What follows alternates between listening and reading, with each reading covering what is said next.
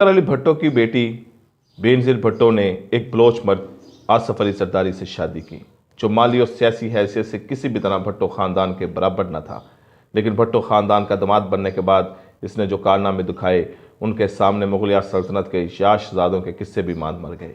जब बेनज़ीर भट्टो वज़ीर-ए-आज़म थी तो उनके शौहर आसफ अली जरदारी जहाँ माली बदनवानी और मिस्टर 10% जैसे इल्ज़ामात उन पर लगते रहे, वहाँ हवा की बेटियों के साथ रंगरलियाँ मनाने में भी उन्होंने खूब नाम कमाया। वो शादी से पहले कराची में प्ले बॉय मशहूर थे और अब बेनज़ीर भट्टो की वज़ारत उज़्मा के बाद उन्होंने अपनी शोहरत को इन मकामात पर भी कैश करवाया जहाँ इससे पहले इनके चेक बाउंस होते रहते थे।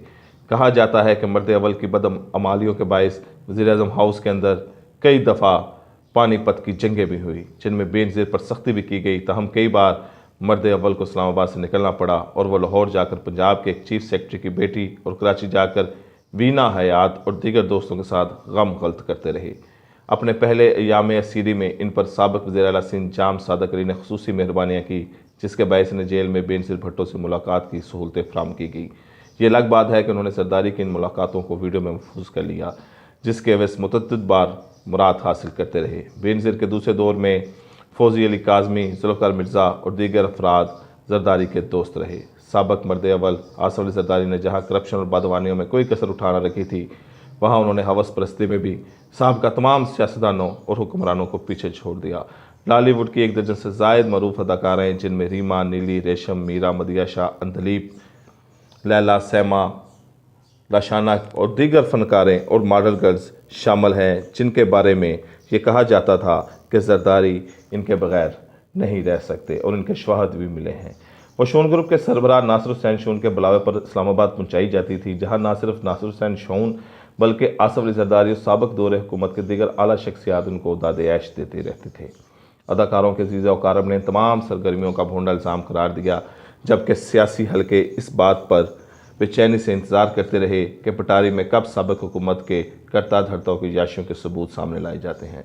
आसफ अली जरदारी और उसके साथियों को याशी के लिए लड़कियां सप्लाई करने वाले गिरोह के सरगना डॉक्टर आज़म बेग का ताल्लुक कराची से है, जिसके पास एक छोटे से अफ्रीकी मुल्क सिरेलॉन का डिप्लोमेटिक पासपोर्ट है, जबकि मरूफ गुलकारा नाजिया हसन मरहुमा के शोहर इश्तियाक बेग, जो आज़म बेग के भाई हैं, इनके पास मराकश का पासपोर्ट है। मई 97 को आज़म बेग को कराची से गिरफ्तार किया गया, जिसने 10 सफ़ात पर मुश्तमिल अपना एक तहरीरी बयान दिया, जिसमें आसफ अली जरदारी शोन ग्रुप के मालिक नासिर हुसैन शोन और उनके दीगर साथियों की याशियों की तफसीलात से आगाह किया। आज़म बेग ने बताया कि ये लोग जिन अदाकारों के साथ अयाशियों की तफसीलात से आगाह किया, आज़म बेग ने बताया कि ये लोग जिन अदाकारों के साथ अयाशियाँ करते रहे हैं, इनमें रीमा, मदिया शाह, रेशम, मीरा, नीली, अंदलीब, सहमा, हिना, लैला, मारवी, नताशा, निरमा और लशाना शामिल हैं। तर्जमान ने बताया कि आज़म बेग लाहौर, इस्लामाबाद, कराची से ताल्लुक़ रखने वाली मरूफ बैंकरों के ज़रिए गिरोहों को खूबसूरत लड़कियाँ सप्लाई करता था। जो नायिका लड़कियां सप्लाई करती थी, इनमें लाहौर की मिसिस शमीम मिर्ज़ा, बशीरा, मिसिस सीमा, इस्लामाबाद की सरैया खानम, कराची की मिसिस इकबाल यूसुफ उर्फ पारा, जबकि लाहौर इस्लामाबाद के 2 नौजवान अदनान और काशिफ रजा से भी यही काम लिया जाता रहा। साबिक़ वज़ीर-ए-आज़म बेनज़ीर भट्टो आसफ अली जरदारी के बैरून ममालिक में दौरों से चंद रोज़ कबल ये मरूफ अदाकारें और खूबरू लड़कियाँ इन ममालिक में पहुँचाई जाती थी। इस्तांबुल, लंदन और अमरीका में साबिक़ वज़ीर-ए-आज़म के दौरों के दौरान इन अदाकारों के वहाँ जाने और क़याम से मुतल्लिक़ तमाम दस्तावेज़ी सबूत कब्ज़े में लिए गए। ज़राए के मुताबिक आसफ अली जरदारी इस वक्त के वज़ीर-ए-आज़म बेनज़ीर भट्टो के वफ़द से अचानक लदा होकर इन ख़वातीन के पास पहुँच जाते थे और नासिर हुसैन शोन भी वहीं पर मौजूद होते थे। वाज़ा रहे कि अदाकार रीमा और दीगर अदाकारों के पासपोर्ट पर अमरीका, तुर्की, बरतानिया के वीज़े लगे होते थे। वीज़ों के दस्तावेज़ी सबूत हैं। इस्लामाबाद के मेरिट होटल के एग्जेक्टिव फ्लोर पर 6 कमरे बुक कराए जाते थे, जिनका आपस में दरमियानी दरवाजे के साथ रब्ता होता था। इन कमरों में 6 खूबरू लड़कियां हर रात बिठा दी जाती थीं। आसफ अली जरदारी मेरिट होटल के चाइनीज़ रेस्टोरेंट में आकर बैठ जाते थे। वहाँ पर सूप पीने के बाद स्विमिंग पूल देखने के बहाने लिफ्ट के पास आकर लिफ्ट के ज़रिए एग्जेक्टिव फ्लोर पहुँच जाते थे, जहाँ किसी और को आने की इजाज़त नहीं होती थी, और बारी बारी इन तमाम कमरों में जाते थे। आज़म बेग और इसका पूरा ग्रुप फैशन शो के नाम पर मासूम लड़कियों को लाकर इन्हें अपने मज़मूम मकासद के लिए इस्तेमाल करता था। आज़म बेग ने अपने बयान में यह भी इंकशाफ किया कि शोन ग्रुप के मालिक नासिर हुसैन के 5 से ज़ायद लड़कियों के साथ ताल्लुकात थे। अदाकार रीमा के पासपोर्ट पर साबिक़ वज़ीर-ए-आज़म बेनज़ीर भट्टो के तुर्की, बरतानिया, अमेरिका के दोनों के दरानी ममालिक के वीज़े लगे हुए हैं और पासपोर्ट पर इनके वालिद का नाम डॉक्टर अकमल खान लिखा हुआ है और उनकी तारीख़ पैदाइश 1971 बताई गई। तहम बेनज़ीर भट्टो को आसफ अली जरदारी की याशियों का कोई इल्म न था।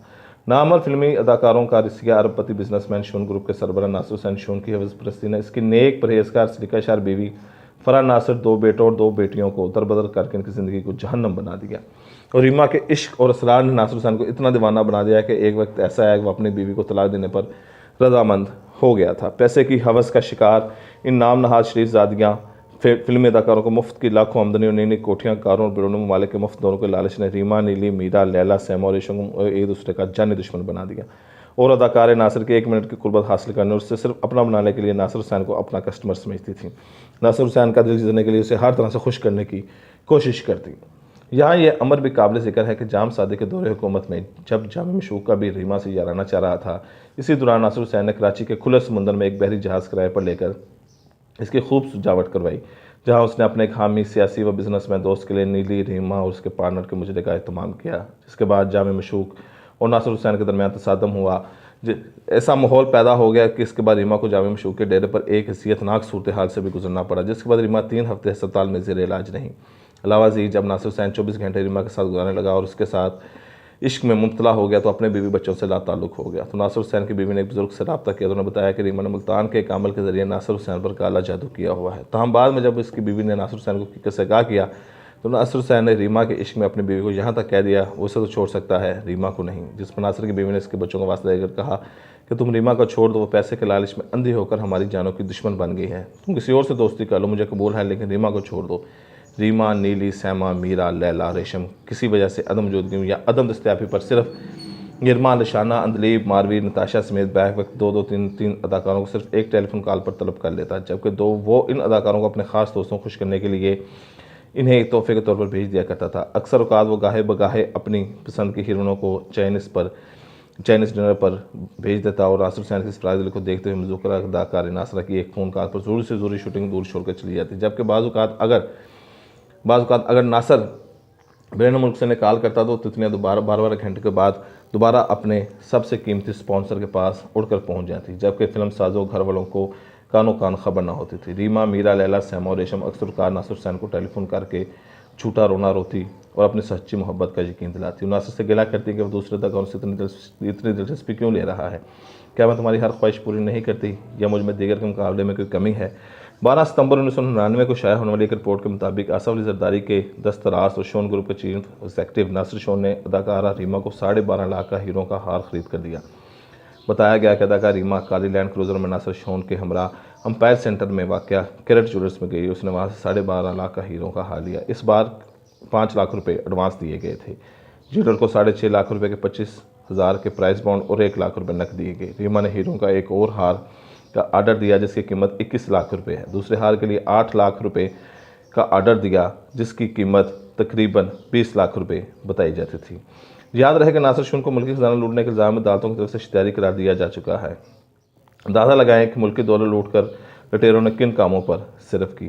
फिल्म जान जान पाकिस्तान से फिल्म कैरियर का आगाज़ करने वाली अदाकारा नूर कीनिया में नासिर शोन से मुलाकात करने के बाद जुलाई 1999 जब वापस कराची एयरपोर्ट पर पहुंची तो ज़राए के मुताबिक नूर के पाँव सूजे हुए थे और चलने में दुश्वारी पेश आ रही थी। इंतज़ामिया ने इसे फ़ौरन आगाह अस्पताल भेज दिया जहाँ इसके एड्स में तमाम टेस्ट दिए गए। एयरपोर्ट इंतज़ामिया ने नूर से हेल्थ सर्टिफिकेट मांगा तो अदाकार सर्टिफिकेट ना दिखा सकी, जिस पर एयरपोर्ट इंतज़ामिया ने फौरी अस्पताल पहुँचा दिया।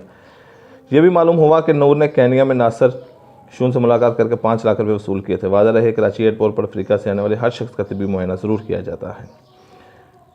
हुरों के रूहानी पेशवा पीर बुगार के बेटे सैयद गोहर अली राशिदी ने कहा कि मेरे और मेरी बीवी आसना कमर के दरमियान इख्तलाफात आसफ जरदारी ने पैदा किए। इस सिलसिले में आसफ जरदारी की दूसरी बीवी जो गैर मुस्तका है, चीफ सेक्रेटरी पंजाब असलम हयात कुरैशी की बेटी सानिया कुरैशी से मेरी बीवी की दोस्ती ने अहम किरदार अदा किया। गुज़श्ता रोज़ गार्डियन जज चौधरी मोहम्मद दीन वसरा की अदालत में अपने दोनों बच्चों से 2 साल की लातल्की के बाद पहली बार मुलाकात के मौके पर बानफीसों से गुफ्तगू कर रहे थे।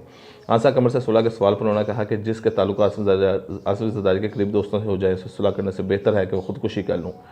आसफ जरदारी ने मुल्क की तरह हर घरेलू ज़िंदगी को बर्बाद किया और अब मेरा मसला घरेलू नहीं रहा बल्कि सियासी बन चुका है, लिहाजा हमारा मिलना मुमकिन नहीं। इस्लामाबाद पुलिस की जानिब से जाली करेंसी स्कैंडल में गिरफ्तार किए जाने वाली बदनाम ज़ुबाना ठग राना बनारस के फिल्म इंडस्ट्री के चंद खूबसूरत अदाकारों के पस बर्दा भयानक रूप के बारे में हैरत अंगेज़ इंकशाफात हुए हैं, जिससे नगार खानों में हलचल मच गई और मुख्तलिफ और मुतअद्दिद अदाकारों की रात की नींदें हराम होगी। अल अखबार के मुताबिक राना बनारस ने इंकशाफ किया कि साबिक़ हुकूमत के दौर में हुकूमती जमात ने अहम तरीन अहदेदार आसफ जरदारी की वजह से इसके ताल्लुकात फिल्म स्टार रीमा से कशीदा हो गए थे। एक मौके पर जब मुज़क्किरा शख्स ने 1.5 लाख के रेट के बक्स रीमा को 3.5 लाख रुपए बुक किया था तो मेरे लिए गैरत का मसला बन गया था और मैंने 4.5 लाख रुपए अदा करके रीमा को इस्लामाबाद जाने से रोक दिया था। राणा बनारस ने बताया कि इस वाक़े का इल्म जब सरदारी को हुआ तो मेरा जान का दुश्मन बन गया और मुझ पर कई कातलाना हमले करवाए। राणा बनारस ने इंकशाफ किया कि इसकी बर्बादी में चंचल, रीमा, कमसन, सैबा, दिलकश मदिया और परिश चेहरा का और सैमा का बड़ा हाथ है। राणा बनारस ने बताया कि मेरे पास पैसे आने की देर थी कि लाहौर के चंद बड़े फिल्मसाज दोस्तों की मार्फत ये तमाम हीरोइनें पक्के हुए फल की तरह मेरी झोली में आ गिरी। ये अदाकारी मुझसे सच्ची मोहब्बत की कस्में खाती थी। सैबा की माँ ने मुझे अपना मुंह बोला बेटा बनाया हुआ था और मुझे अपने बेटे के मुस्तकबिल का सहारा करार देती थी। मैंने कई मरतबा एक रात की मोहब्बत के लिए सैबा, रीमा, सैमा और मदिया को 1.5 लाख रुपए दिए। रीमा से तो मेरी शादी की बात भी चल रही थी और मैंने शादी के वादे पर हाल में 45 लाख रुपए मालिक की हिनों की अंगूठी लेकर दी थी। इसके अलावा मैंने रीमा के बैंक अकाउंट में 25 लाख रुपए जमा करवाए थे। एक branded new Pajero Toyota car भी खरीद कर दी थी। राणा बनारस के मुताबिक भारत की मशहूर हीरोइन रेखा से भी उसकी दोस्ती थी। गुज़िश्ता साल दुबई के एक 5 स्टार होटल में रेखा के साथ उसने कई शामें गुजारी थी, जिनके तमाम अखराजात के अलावा नकद 5 लाख रुपए भी दिए। राणा बनारस ने ठंडी आ बढ़ते हुए कहा कि मैंने तमाम जमा पूंजी फिल्म इंडस्ट्री के खूबसूरत चेहरों पर निछावर कर दी, लेकिन वो आज सब मुझसे दूर हैं। राणा बनारस ने कहा, गुज़िश्ता 15 साल के दौरान मैंने 80 करोड़ से ज़ायद का फ्रॉड किया, जिससे मैंने सिर्फ मुजफ्फराबाद में अपने लिए 2 कनाल की कोठी बनाई और बाकी रकम अपनी हसरतें पूरी करने पर उड़ा दी। राणा बनारस ने कहा, इस मुल्क में हर माल बकाऊ है। बड़े बड़े सियासी रहनुमा और शराफत के लिबादों में मलबूस शख्सियात के अंदरून खाना क्या घिनौने खेल हैं। अगर इनसे पर्दा उठाऊँ तो आधे से ज़्यादा सियासतदान अवाम को मुँह दिखाने के काबिल ना रहें।